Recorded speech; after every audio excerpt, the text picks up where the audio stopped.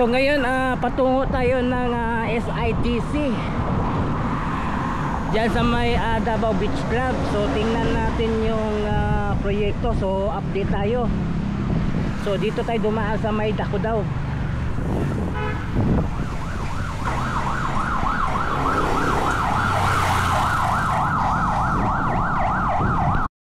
So lumiko tayo dito na daanan, tapos labas tayo ng Kabagyo.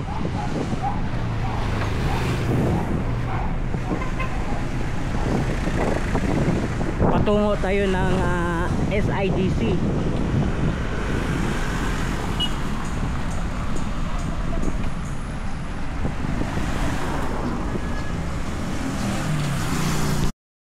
So nandito tayo no sa may Kabagyo. Then ito yung SPMC. Then liliko tayo papuntang GP Laurel Bahada. So ito na yung GP Laurel Bahada patungo ng SM Premier. Then patungo tayo ng SIDC Davao Beach Club.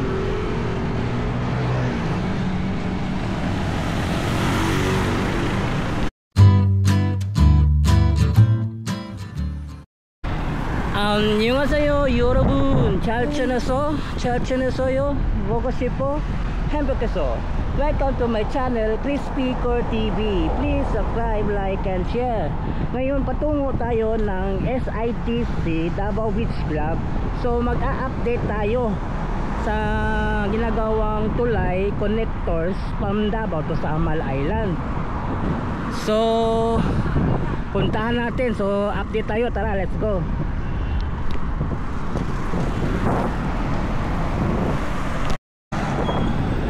So nandito na tayo no sa may SIDC.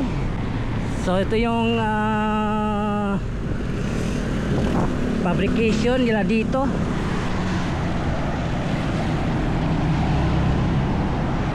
Ito yung pastilyo.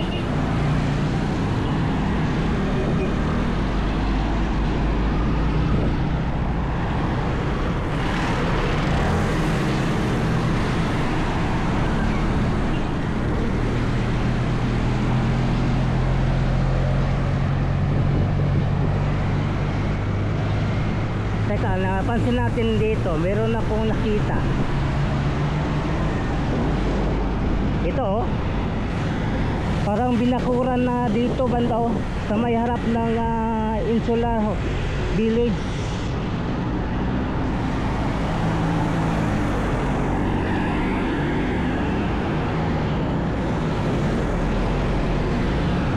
Kapitan natin.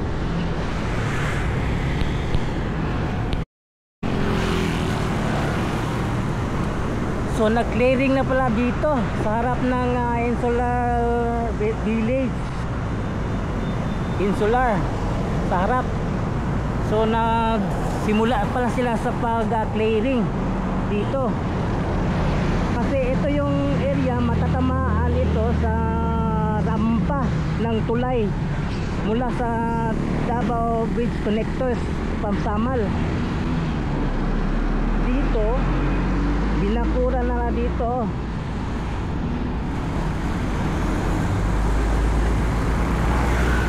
So nag-start na sila dito sa clearing operation. Ito yung dito magrarampa yung tulay.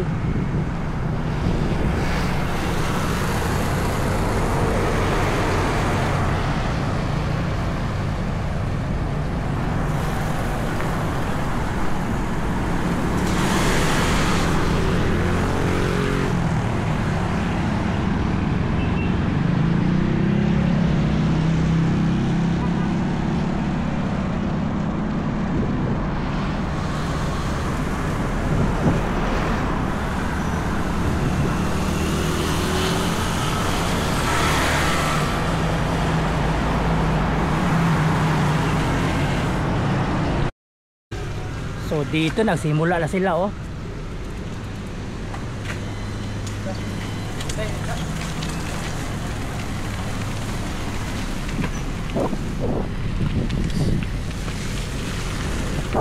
ito yung area ng project ng Davao Bridge Connectors.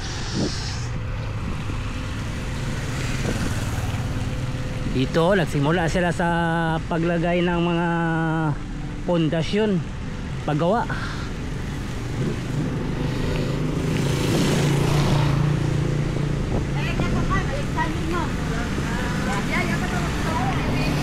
Grabe talaga, puspusang pagtatrabaho dito. Ito ginagawang tulay nila dito, foundation.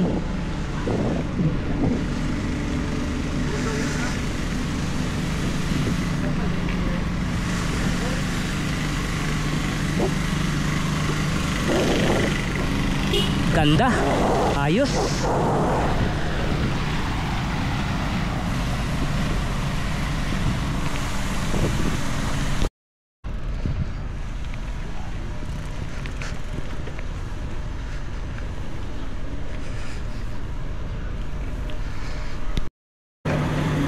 So ang kalalim ng foundation na ginagawa dito is 120 feet. Ganun ang kalalim ng foundation. Bawat foundation na ginagawa dito banda 120 feet.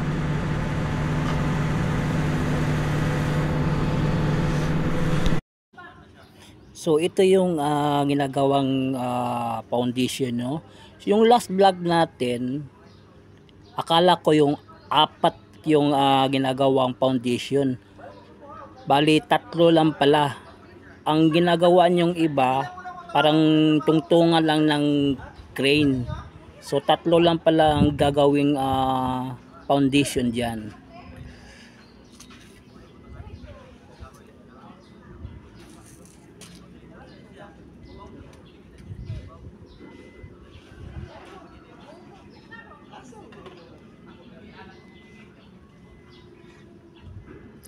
So itong ginagawang bridge dito, malaking opportunities sa mga taga Samal Island.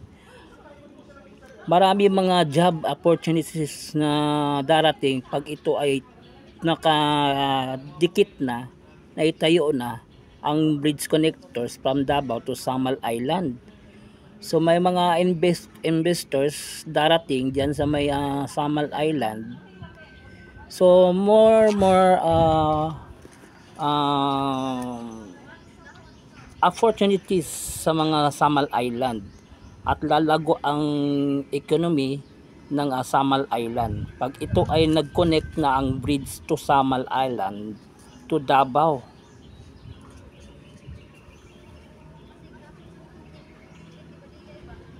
Hindi lang mga beach resorts ang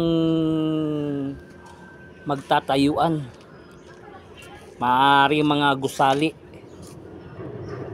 So dito banda, itong ginagawang foundation, ang kalalim ng foundation na ginagawa nila is 120 feet bawat foundation ng ginagawa nila dito.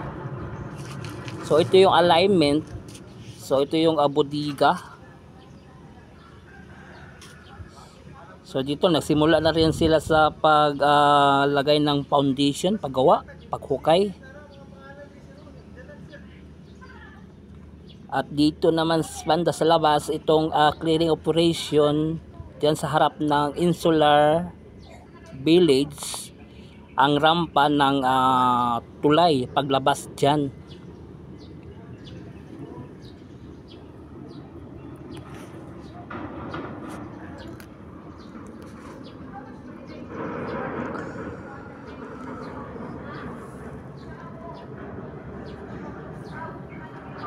So tuloy-tuloy na talaga itong proyektong ito. Ang linaw ng tubig, kitang-kita yung mga lalim ng dagat.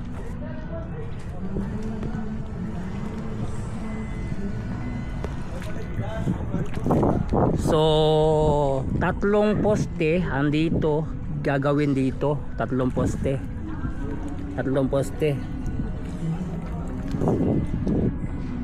So yung ibang ginawa para lang yung patungan ng crane.